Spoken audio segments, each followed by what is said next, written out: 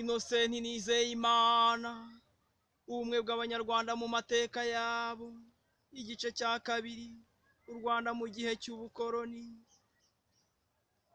gukomeza.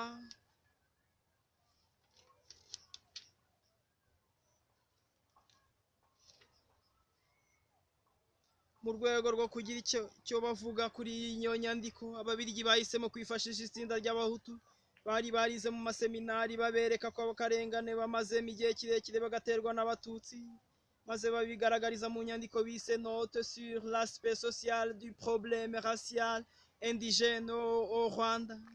Iyi nyandiko ikaba izwi ku izina rya Manifeste des Bahutu.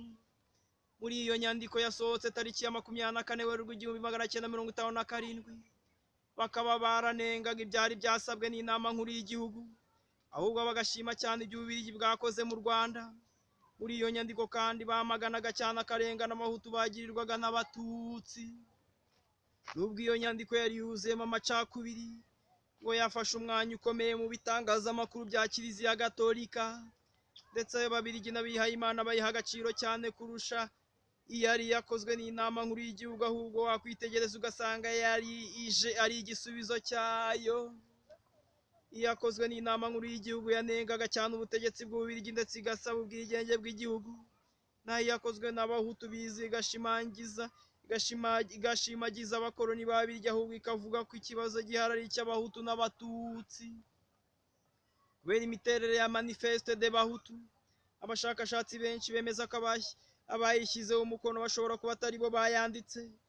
Umwanditsi Linden mu gitabo yise Church and Revolution in Rwanda, ku rupapuro rwa 249 mu nyandiko igaragazwa n'abashakashatsi b'ikigo cy'ubushakashatsi n'ubusabane bigamije amahoro IRDP, avuga ko iriya nyandiko yaba yarakozwe n'abihayimana aribo Chinoine Ernote na Padiri de Gemepe.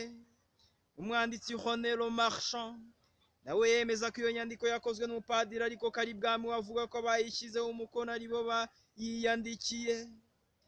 Abayishyizeho umukono n'aba bakurikira: Kayibanda Grégoire, Habyarimana Gitera Joseph, Ndahayo Claver, Nzeyimana Isidore, Murindahabi Calliope, Sibomana Joseph, Munyambonera Sylvestre, Niyonzima Maximilien, Sentama Godefroy. Nyamara uko byamera kose, muri aba bagabo bashyize umukono kuri iyo nyandiko benshi bari barize mu iseminari ya 6/9, kandi nanone benshi bagakomoka i Gitarama, uretse babiri bakomokaga i Butare aribo Yosefu Gitera Habyarimana, Isidore Nzeyimana. Bityo bikaba bitoroshye guhakana uruhare rw'abihayimana baba baragize mu ikorwa ry'iriya nyandiko, kuko amagambo terme terms menshi agize iyo nyandiko yasanga mu nyandiko nyinshi kandi zitandukanye zanditswe n'abihayimana ndetse n'abakoroni ubwabo. Iyo nyandiko izwi ku izina rya Manifeste des Bahutu, imaze kujya hagaragara umwami yashatse uko akemura ibibazo byayivugwagamo, ariko aza kubangamirwa cyane n'ubutegetsi bwa gikoroni. Umwanditsi Rutembesa abivuga muri aya magambo: nk'uko bigaragara muri raporo y'inama ya 15 y'inama nkuru y'igihugu, yashyizeho komisiyo yishinga kwiga ibibazo abahutu bari bagaragaje, maze mu myanzuro yayitanga icyifuzo cy'uko kandidatire zabo zashyigikirwa mu myanya yose y'ubuyobozi bw'igihugu. Umwami agerageza uburyo byashyirwa mu bikorwa, ariko birananirana kubera kubangamirwa cyane n'Ababiligi. Bityo guhera icyo gihe ikibazo cy'abahutu n'abatutsi gitangira kugira uruhare rukomeye cyane mu itangazamakuru ndetse no mu miyoborere b'Ababiligi. Ababiligi bagerageje kubangamira gahunda zose umwami yari yashyizeho mu rwego rwo gukemura ikibazo cy'ubusumbane bari barateje mu Banyarwanda, ari nacyo cyakururaga amacakubiri. Impamvu zo kubangamira iyo migambi umwami yari yashyizeho bisabwe n'inama nkuru y'igihugu turazibwirwa na Breckman mu gitabo cye, aho agaragaza impamvu Ababiligi bahinduye politiki yabo bagahitamo kwanga urunuka abo barise bene wabo b'abazungu bambaye uruhu rwirabura bakimara kugera mu Rwanda. Breckman agira ati: mu mpera z'igihumbi magana cyenda mirongo itanu intambara y'ubutita yari igeze aho ishyushye mbere y'uko Afurika yigenga yanze ikunze irarebwa n'ikibazo cy'ihangana hagati y'uburasirazuba n'uburengerazuba guerre froide cold war kubihaye Imana birumvikana ku Batutsi kugaragaza ko batishimiye ubukoroni ndetse no kunenga imikorere ya Kiliziya ni ikimenyetso cy'uko bashyigikiye abakomunisiti bityo akaba ari ngombwa gufata ibyemezo hakiri kare. Ikindi kandi mbere y'uko Kongo yigenga ni ngombwa ko Ububiligi bwizera ko bufite igihugu cy'inshuti hafi ya Kongo, igihugu gikize ku mabuye y'agaciro kugira ngo babe bakifashisha bibaye ngombwa ko bakenera uwo mutungo wa Kongo. Birumvikana ko abihaye Imana bumvise Abanyarwanda bari barangajwe imbere n'umwami Mutara wa gatatu Rudahigwa batangiye gusaba ubwigenge ndetse banagaya cyane imikorere ya Kiliziya Gatolika mu bijyanye n'uburezi, bagahita bikanga ku Rwanda rwaba rugiye kujya mu gihande cy'Abarusiya bari abakomunisiti, bakaba bari bahanganye n'Abanyamerika b'abakapitalisiti n'ibindi bihugu byari babogamiye mu gihe cy'intambara y'ubutita.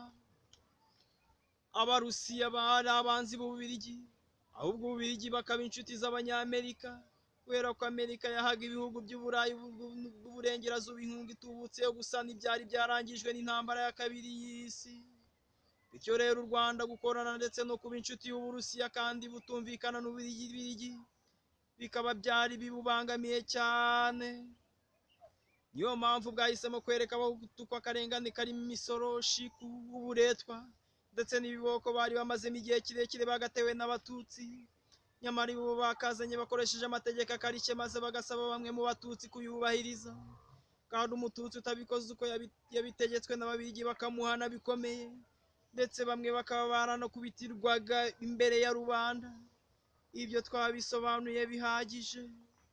Ikindi kandi uyu mwanditsi agaragaza nuko mbere y'uko Kongo yigenga byari bikenewe cyane ku Bubiligi bwizera ko iruhande rwa Kongo Zaire buhafite igihugu cy'inshuti kugira ngo bizabworohere gukomeza kuhagira ijambo na nyuma y'ubwigenge ndetse binaborohere kuhasahura umutungo kamere w'amabuye y'agaciro, dore ko anemeza ko uranium yakozwemo intwaro kirimbuzi bombe atomike yarashe mu Buyapani Hiroshima na Nagasaki mu gihe cy'intambara ya kabiri y'isi yavuye muri Kongo ahitwa Katanga.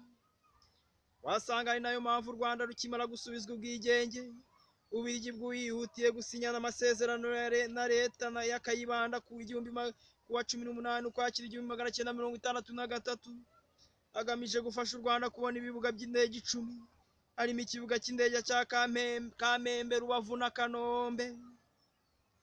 Nge nsanga bwari uburyo bwo kugira ngo babone uko bazajya babona uko bifashisha ibyo bibuga by'indege, cyane cyane ibyo maze kuvuga haruguru mu gukomeza gusahura uburasirazuba bwa Kongo banyuze mu Rwanda, kuko mu myaka irenga 40 badukolonije nta kibuga cy'indege na kimwe bari baratwubakiye, ahubwo bari barabyubatse muri Kongo.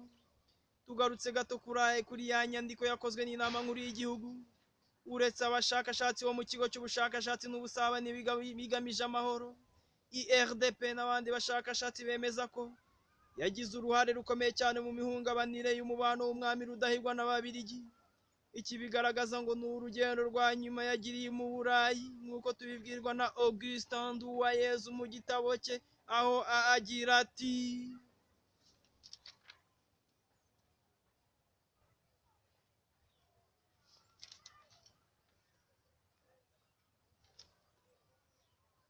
ikizwi kandi nuko Mutara yararangije kwangana na Muzungu byagaragajwe n'urugendo rwe rwa nyuma mu Bubiligi mu 1958 yamaze kugera mu Bubiligi muri rya murika mpuzamahanga ry'i Buruseli.